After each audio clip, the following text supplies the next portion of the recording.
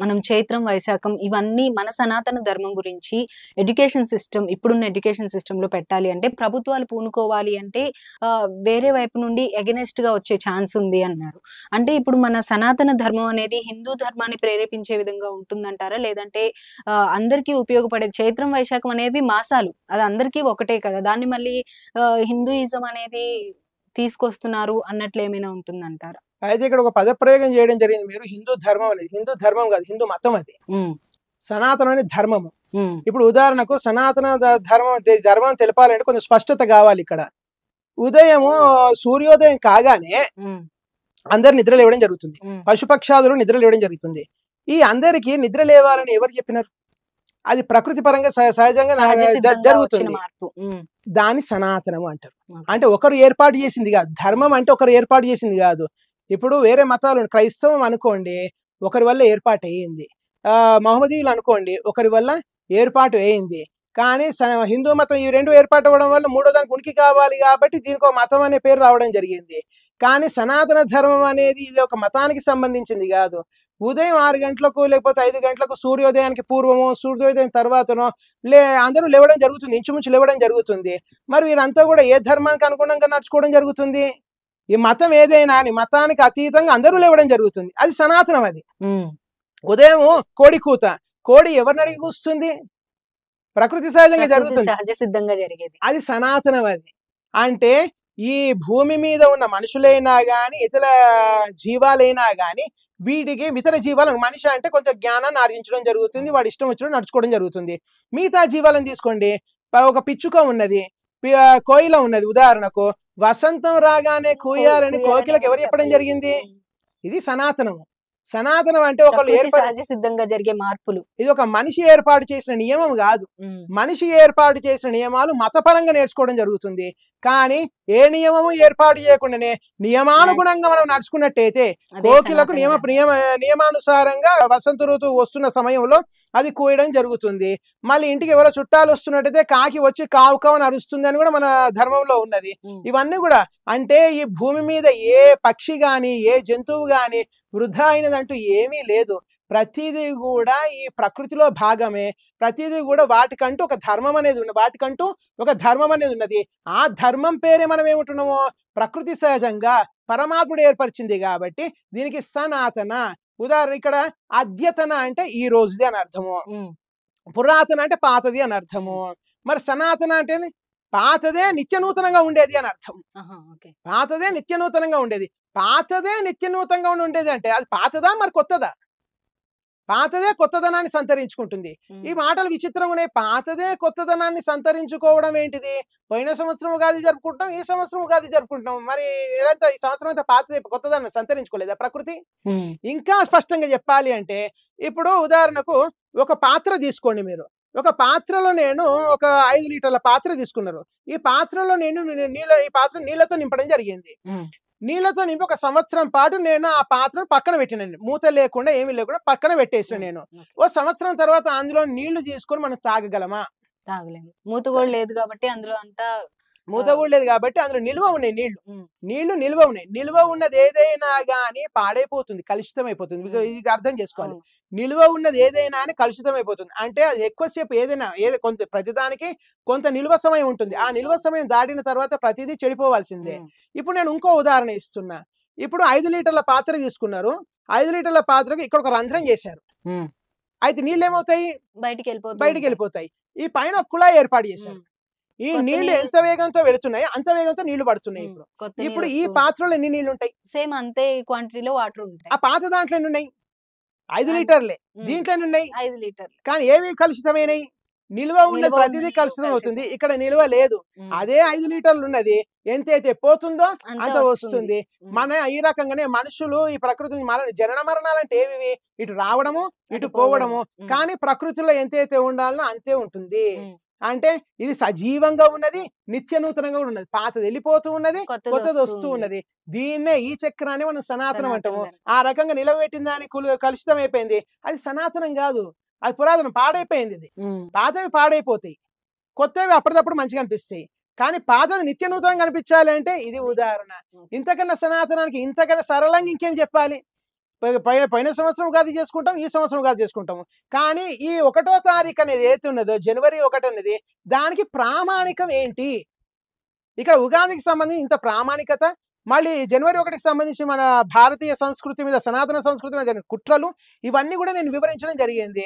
ఉగాదిని ఒక్క రకంగా ఏ ఒక్క విషయంలోనైనా ఉగాదిని విమర్శించండి, విమర్శకు తా ఉండదు ఉగాది విషయంలో. ఇంకా అందులో ఉగాది పచ్చడి చేసుకుంటాం. నేను సెలబ్రేషన్ అన్నట్టు రెండింటిని సెలబ్రేట్ చేసుకునే విధానం కూడా క్వైట్ ఆపోజిట్ ఉంటాయి. ఉగాది ఉన్నది, ఉగాది రోజు ప్రతి ఇంటి సభ్యులు అందరం కూడా కలిసి భక్తిపూర్వకంగా ఇంత పూజ చేసుకుని పవిత్ర భావంతో ఉగాది పచ్చడి స్వీకరించడం జరుగుతుంది. ఇంట్లో పెద్దలే మనకు అది అందించడం జరుగుతుంది. షడ్రుచులు. ఇక్కడికి వచ్చేసరికి అంతకన్నా గొప్ప రుచులు ఉంటాయి. 1వ తారీఖు 1వ తారీఖు రుచులు ఇక అన్య రుచులు అన్నట్టు ఇవి. ఆ షడ్రుచులు కాకుండా ఇంకేమైనా అన్య రుచులు ఉన్నాయి అంటే గొప్పదైన రుచులు, భారతీయ యువత దీని లొంగిపోతున్న రుచులు, బయట రోడ్డు మీద తప్పతాయి అంటే మనకు ఈ రకంగా మనకు అవేవో రోజులు ఉంటాయి, మదర్స్ డే, ఫాదర్స్ డే ఇట్లా ఉంటాయి. ఇవన్నీ కూడా ఎక్కడ సంస్కృతి? మన సంస్కృతి ఏం కాదు. అంటే తండ్రిని ఒక్కరోజే తలుచుకోవడము, తల్లిని ఒక్కరోజు తలుచుకోవడము కూడా మనం మార్పు చూడొచ్చు. సనాతన ధర్మంలో ప్రతిరోజు తల్లిదండ్రుల్ని పూజించే విధానం ఉంటుంది. మనకు ఉపనిషత్తులు ఉన్నాయి, తైత్తిరీయోపనిషత్తు ఉన్నది. ఇప్పుడు మాతృదేవో భవ, పితృదేవో భవ, ఆచార్యదేవ, ఇది ఎవరు చెప్పినారు? పాఠశాల చెప్పిందా? కొత్తగా సృష్టించిందా? ఏమీ లేదు. మాతృదేవో భవ, పితృదేవో భవ, ఆచార్యదేవో భవ, ఇది తైత్తిరీయోపనిషత్తు చెప్పింది. తైత్తిరీయోపనిషత్తులో ఇది ఉన్నది. ఇప్పుడు అందరితోడు తీయగా మాట్లాడు, మంచిగా మాట్లాడు. జిహ్వామే మధుమత్తమా అంటే జిహ్వ అంటే నాలుక నుంచి అన్ని మధుర వచనాలే రానివ్వు. ఎవరు చెప్తున్నారు ఇవి? అంటే ఈ రోజు సాఫ్ట్ స్కిల్స్ అని బోర్డు పెట్టేసుకొని మేమేదో గొప్ప చెప్పేస్తున్నాం అనుకుంటున్నారు. కానీ ఉపనిషత్తులు నేర్చుకుంటే సాఫ్ట్ స్కిల్స్ ఇంకా ప్రత్యేకంగా చెప్పాల్సిన అవసరం ఏమున్నది?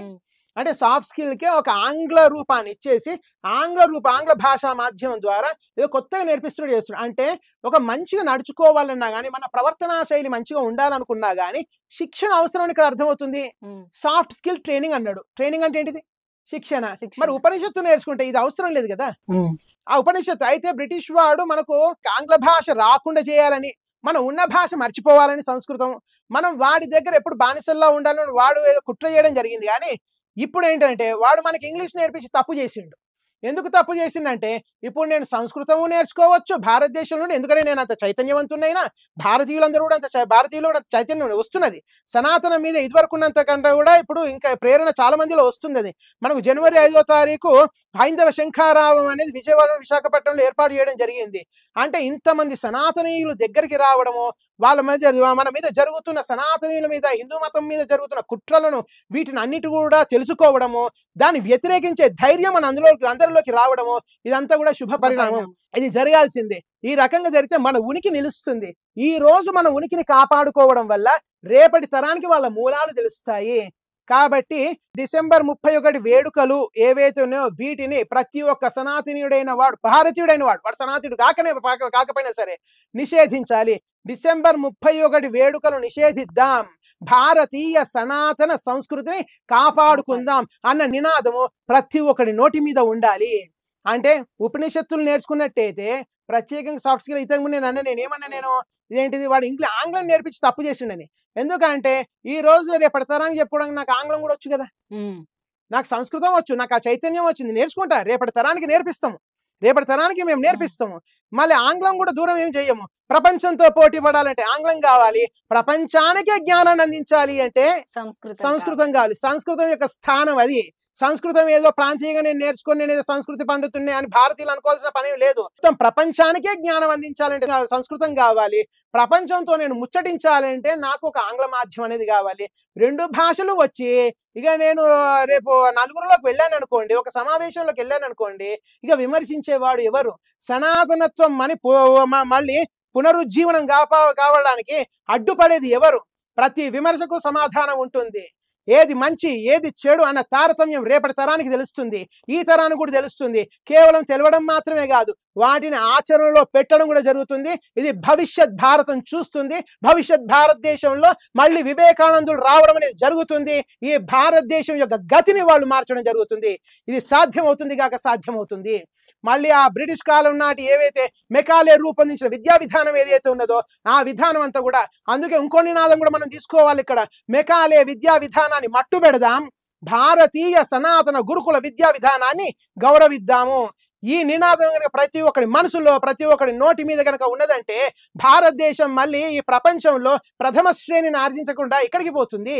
భారతదేశం విశ్వగురు స్థానంలోకి రాకుండా ఎక్కడ పోతుంది? ఇది సాధ్యమై తీరుతుంది. ఇది మనం కళ్ళతో చూడడం కూడా జరుగుతుంది.